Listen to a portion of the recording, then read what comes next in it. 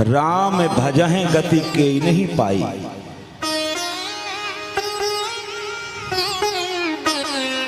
संसार में ऐसा कौन सा व्यक्ति जिसने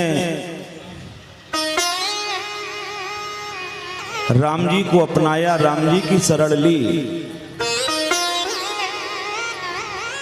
और भगवान ने उसके ऊपर कृपा न की हो।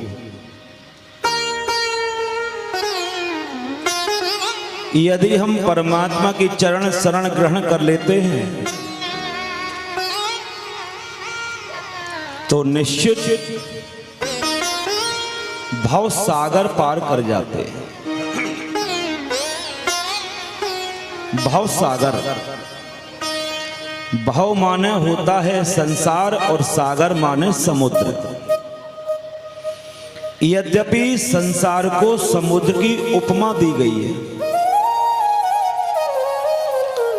और ये उपमा शायद इसलिए दी गई है कि संसार और समुद्र दोनों में कुछ ना कुछ समानताएं हैं।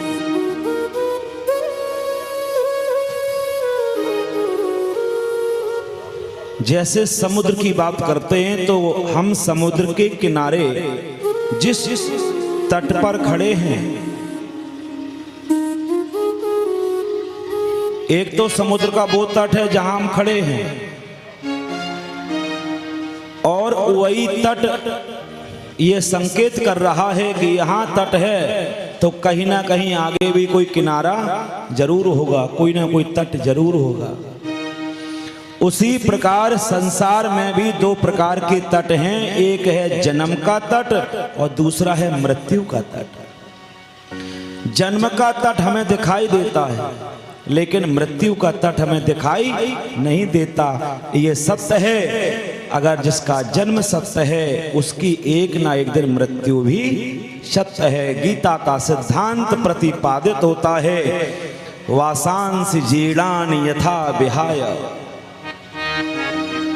जिस प्रकार मनुष्य फटे पुराने वस्त्रों को छोड़ करके नए वस्त्र धारण करता है, उसी प्रकार ये जीवात्मा पुराने शरीर को त्याग करके नए शरीर में प्रवेश करती है। लेकिन जिसका जन्म सत्य है उसकी मृत्यु भी सत्य है। दीपक बुझने को जलता है, मरण सदा से ही जीवन के आंचल में पलता है। दीपक बुझने को जलता है। सोचा समीर ने इसे बुझा दूं, पर नहीं बुझा जलने वाला। बनकर मिटना विधि विधान है, ये कभी नहीं टलता है। दीपक बुझने को जलता है। दूसरी एक और बात,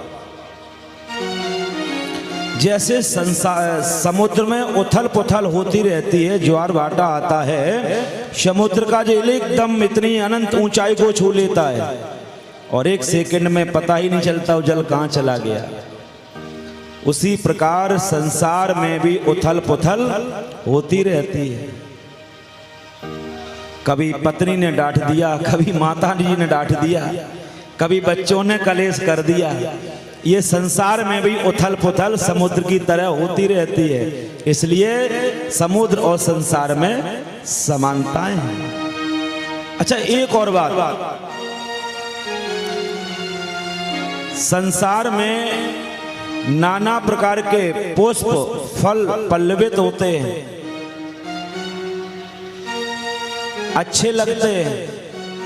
बच्चे भी अच्छे लगते हैं, पत्नी भी लगती है, परिवार भी लगता है, रिश्तेदार भी लगते हैं, लेकिन व्यवहार में सब अच्छे नहीं हैं।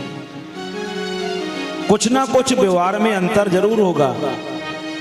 उसी प्रकार समुद्र के किनारे हम जाएं तो समुद्र का जल देख करके मन जो है प्रफुल्लित हो जाता है, जलपान करने का मन होता है।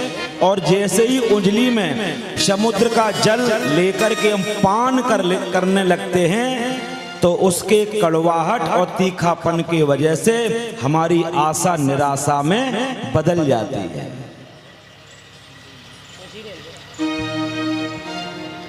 चंद्रमा मनसो जाता चक्षो हो सूरजो अजायत। समुद्र का संबंध भी चंद्रमा से है और हमारे मन का भी संबंध चंद्रमा से है। चंद्रमा जब पूर्ण कला में होता है, अधिकांश ज्वार भाटा कब आता है? जब पूर्णिमा तिथि होती है, पूर्णिमा के आसपास ही आता है। क्यों?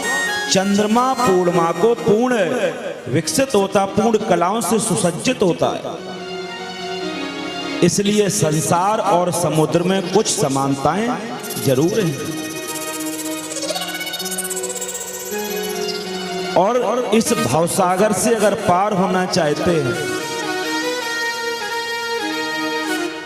तो केवल बांके बिहारी की शरण में चले जाओ, अपने इष्ट देवता की शरण में चले जाओ। निश्चित आपका कल्याण हो जाएगा, आपका मन प्रभु के चरणों में समाहित हो जाएगा।